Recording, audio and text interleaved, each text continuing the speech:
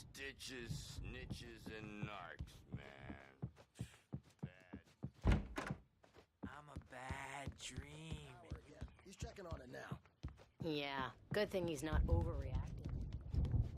Well, he's the boss.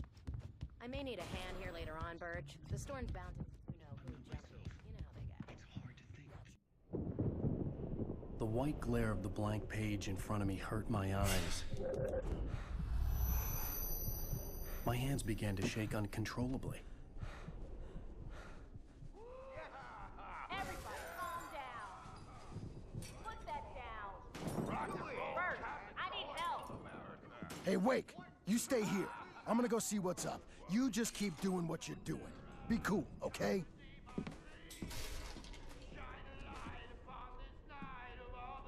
I didn't know what the chaos was all about, but it could be my only chance of getting out of here. Where the hell did he get a damn hammer? I don't know.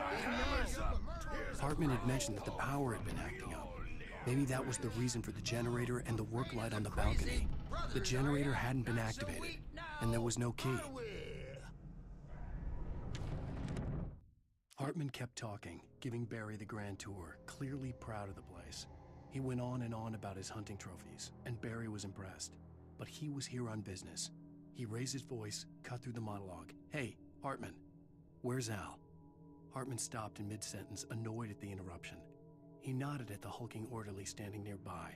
The man smiled and clapped a practiced hand on Barry's shoulder. Well, things are unraveling fast, aren't they?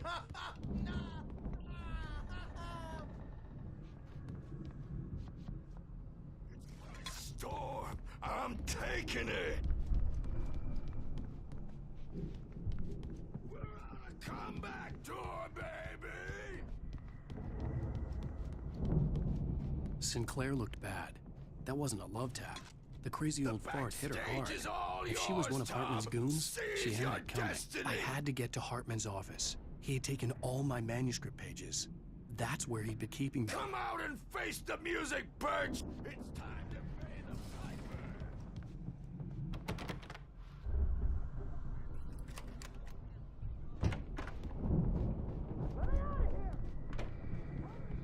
The markings on the tape said they were recordings Hartman had made of the sessions with his patients. I saw Alice's name on one of them. For a moment, I couldn't breathe right. He's more and more out of control all the time. The parties, he's so angry all the time. He's getting violent. Do you mean with you? No, not with me. No, never. Sometimes I almost wish Alan would take a swing at me, because at least that'd lead to a conversation he couldn't just march out of. But no. Alan doesn't really sleep. And the work, well, he's not writing at all. He sits there for hours and just gets more and more frustrated. And I can't talk to him. Yes. Tell me, Mrs. Wake. What would you say to him if he'd listen? I don't know. I want to say, I look at you, and it's not you. Just some stranger who resembles you. Looking out from behind your eyes, and I don't like that guy much. And now it's all gonna go to hell. But you don't ever say this. No. I've tried, but he's not listening. He's too deep in his own problems, always going on about something else.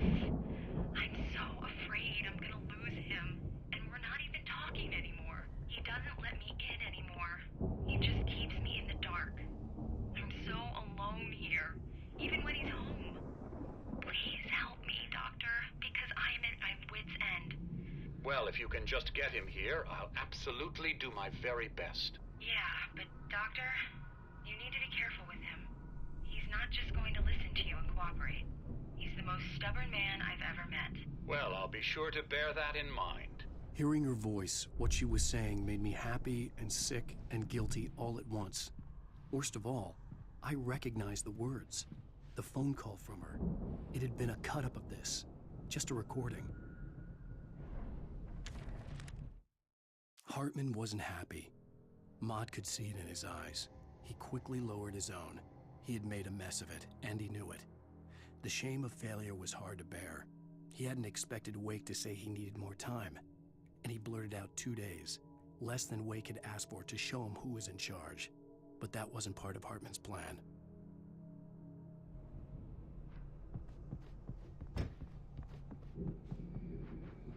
The photo on the wall caught my attention. In it, the clinic staff was standing outside the lodge. I knew the man next to Hartman. He was the kidnapper. Hartman had been playing me all along.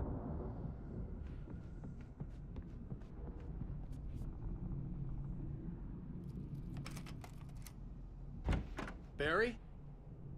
Ow! About time! Barry, man, am I glad to see you. We need to get to Hartman's office. It's right next door. You okay? Yeah. I mean, no!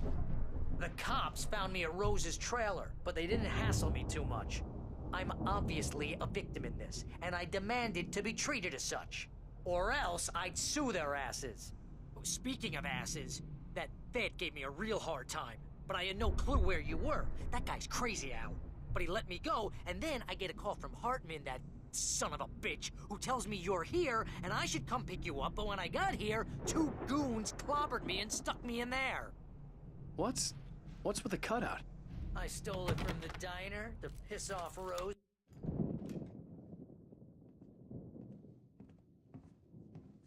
These were all the pages I had on me. And more.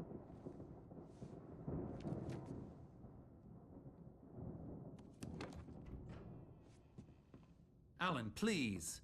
You're sliding back into the... Tell me one more lie and I'll shoot you in the face. Ah, well, it was worth a shot. Really, Wake, come on. Let's work together on this. You have no idea... Hartman, shut up! Barry, get out of here. I'll catch up with you. Get a car. Oh, Al, let's just... Go! Wake, listen to me. This is a mistake. Don't you see? Together we can create something absolutely wonderful. With your ability and mine.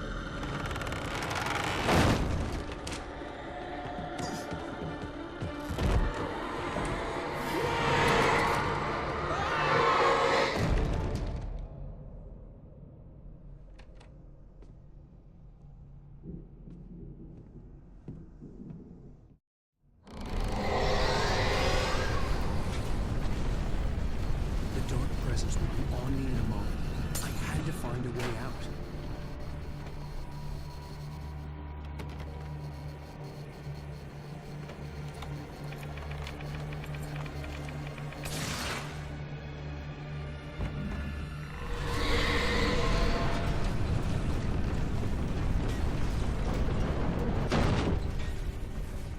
I needed light to get the possessed bookshelves out of my way.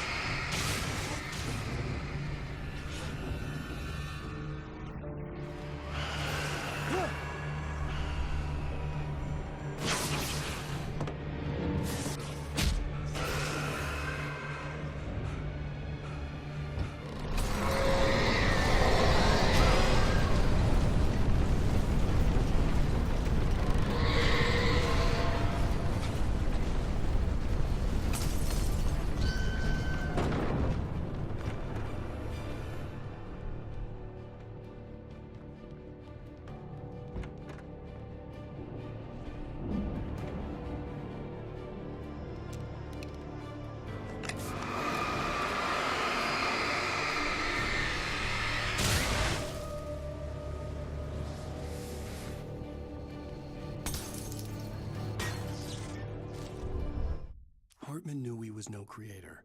He had no ambitions on that front. And he certainly didn't want to end up like every artist he had worked with here, damaged in ways that were hard to describe, or worse. It was enough for Hartman to maintain creative control and provide direction, to be a producer. That was what most of these people were in need of anyway. Of course, suitable subjects were few and far in between.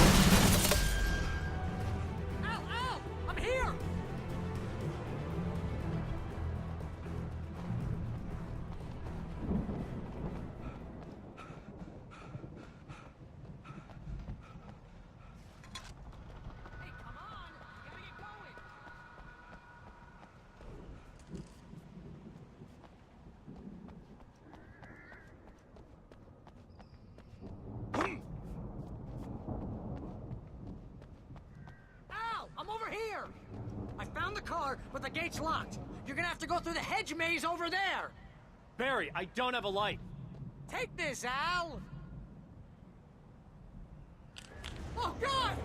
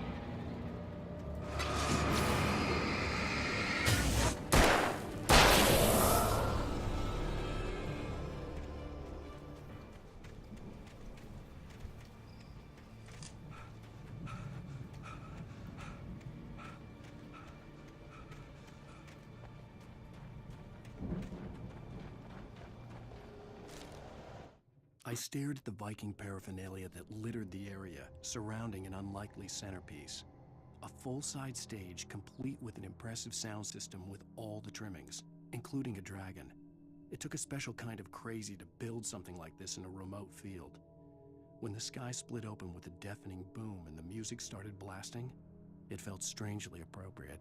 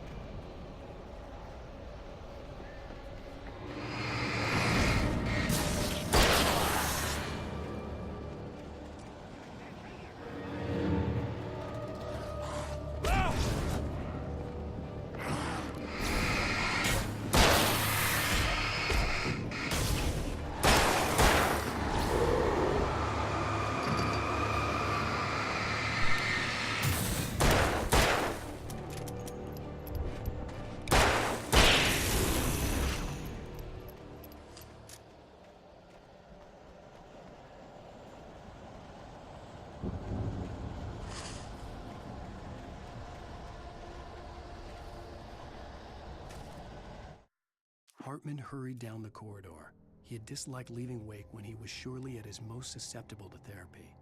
But this was not an ordinary storm. Wake had been writing, and he had woken something up in the depths of the lake. Now, it was coming for him. Hartman had naturally prepared for a situation like this. The idiot brothers would keep Wake distracted while Hartman double-checked everything, just to be sure.